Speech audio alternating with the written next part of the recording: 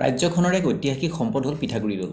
পিতৃহত্যাৰ পাপমোচনৰ অৰ্থে খঙাল আৰিমত্ত ৰজাই নিৰ্মাণ কৰা ঐতিহাসিক পিঠাগুৰি দৌলৰ বিষয়ে চাওঁ আহকচোন আমাৰ এই সৰু ভিডিঅ'টো।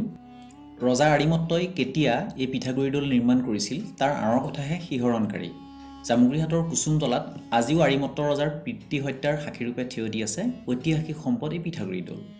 ইতিহাসে গৰকা কুসুমতলাৰ এই কীৰ্তিচিহ্নৰ আঁৰত সুন্দৰ আৰু লোমহৰ্ষক কাহিনী আছে। জিতাৰী বংশৰ তৃতীয় ৰজা ৰামচন্দ্ৰ বা মায়ামত্তই কামৰূপ, অবিভক্ত শোণিতপুৰ জিলাৰ বিশ্বনাথ আৰু শেষৰ ফালে মাজুলীলৈকে ৰাজ্য বিস্তাৰ কৰি শাসন চলাইছিল। এক বিশেষ পৰিস্থিতিত ৰজা মায়ামত্তই সুন্দৰী পত্নী মহিষীক সগৰ্ভা থকাৰ সময়তে এদিন কছাৰী কোঁৱৰ লুইতক সঁপি দিয়ে। কছাৰী কোঁৱৰৰ ঘৰলৈ গ'ল যদিও ৰাণীয়ে তেওঁক স্বামীৰূপে স্বীকাৰ নকৰিলে।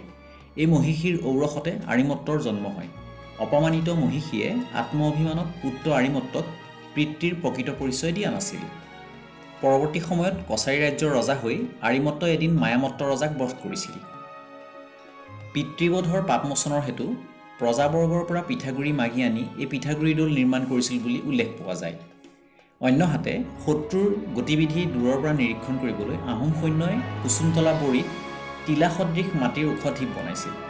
পৰৱৰ্তীকালত ইয়াকে আৰিমত্তৰ স্মৃতি বিজড়িত পিঠাগুৰি দৌল বুলিও বহুতে ক'ব খোজে। কাহিনী যিয়েই নহওক, এই ঐতিহাসিক সম্পদে এতিয়াও অতীতৰ স্মৃতিক সজীৱ কৰি তোলে। দ্বাদশ অসম আৰক্ষী বাহিনীয়ে এই ঐতিহাসিক সম্পত্তিৰ ওপৰত এটি শিৱ মন্দিৰ নিৰ্মাণ কৰি পিঠাগুৰি দৌল নামৰ কীৰ্তিচিহ্নটোৰ সংৰক্ষণৰ প্ৰচেষ্টা গ্ৰহণ কৰিছে।